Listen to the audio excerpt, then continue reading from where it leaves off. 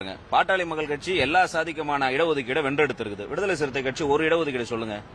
என்னைக்கு வன்னியர் இடஒதுக்கீடு விடுதலை சிறுத்தை கட்சி வந்து தெருவில் இறங்கி போராடி இருக்குது. என் சொந்த சமூகமான வன்னியர் சமூகத்தில் பிறந்த ஆயிரக்கணக்கான இளைஞர்கள் அண்ணன் திருமாவர்களின் பேச்சுக்கும் எழுத்துக்கும் அவருடைய செயல்பாட்டுக்கும் அவருடைய நடவடிக்கைக்கும் இன்றைக்கு ஊந்து சக்தியாக இருக்கிறார். நான் ஏதோ வடக்கே இருக்கிற வன்னியர்களும் தலித்துகளும் ஒரு புரிதலுக்கு வந்திருக்கிறார்கள், ஆக அண்ணனை ஏற்றுக்கொண்டிருக்கிறார்கள் என்று பார்த்தேன். அப்புறம் தென் தமிழ்நாட்டில் இருக்கிற பல்வேறு சமூகத்தின் பெயரால் இணைய பக்கங்களில் ஊடகங்களிலே எழுதுகின்ற அந்த தம்பிகள் சொல்லுகிறார், நான் ஒரு தேவர், நான் ஒரு கள்ளர், நான் ஒரு அகமுடையர், நான் ஒரு கொங்கு வேளாள கவுண்டர், ஆனால் எனக்கும் சேர்த்து இந்திய அளவில் ஓபிசி இடஒதுக்கீட்டுக்காக முதலில் ஓங்கி குரல் கொடுத்த ஒரு தலைவனாக நான் திருமாவை பார்க்கிறேன்.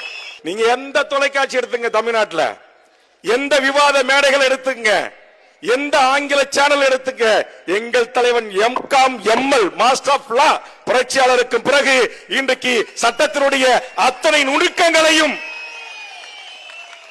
ஐஏஎஸ் ஐபிஎஸ் படிக்கிற இந்த கோச்சிங் சென்டர்ஸ் இருக்கு இல்லையா, அங்க போன அந்த ஐஏஎஸ் ஐபிஎஸ் படிக்கக்கூடிய மாணவர்களுக்கு பயிற்சி அளிக்கக்கூடிய அளவுக்கு ஒரு அரசியல் கட்சி தலைவன் தமிழ்நாட்டில் இருக்கிறார் என்று சொன்னால் அண்ணன் திருமாவர்கள். அந்த செய்திகள் எல்லாம் நாங்கள் பார்க்கின்ற போது அந்த மாணவ மாணவிகள் அந்த தலைவனோடு உறவாடி கைகுலுக்கி அகமகிழ்ந்து அவர்களுக்கு ஏற்படுகின்ற ஐயங்களை அவர்கள் தெளித்துக் கொள்கின்ற போது நாங்கள் மகிழ்ச்சி அடைகிறோம். இதுதான் புரட்சியாளர் அவர்கள் சொன்ன அறிவார்ந்த சிந்தனை உள்ள மக்களாக நாம் உருவாக வேண்டும். நம்முடைய தலைவன் நம்மளை உருவாக்கி இருக்கிறார்.